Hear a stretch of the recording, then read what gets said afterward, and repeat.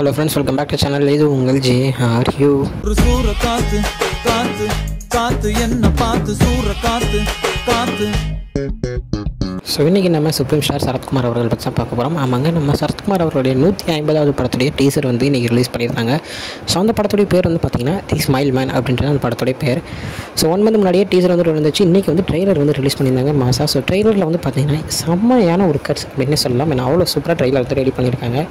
So நம்ம already வந்து நம்ம அர்ஜுன் அவர்களுடைய படமான நிபுணன் பார்த்துருப்போம், தென் நம்ம ராட்சசன் பார்த்துருக்கோம், நம்ம சரத்குமாரும் நம்ம அசோக் செல்வனும் சேர்ந்து நடித்த போர் தொழில் படம் பார்த்துருக்கோம். இதில் எல்லாத்துலேயும் வர மாதிரி ஒரு சைக்கோபாத் கில்லர் ஒருத்தர், அந்த கில்லர் வந்து ஒரு காரணத்துக்காக ஒருத்தரை ஒரு குறிப்பிட்ட ஒரு டைமில் கொண்டுகிட்டே வராங்க. ஸோ அதை கண்டுபிடிக்கிறது அந்த கதைகளாக இருக்கும். ஸோ இதுவும் அதே கதையாக தான் இருக்கும் அப்படின்றது ட்ரைலர் கட்டில் நல்லாவே தெரியுது.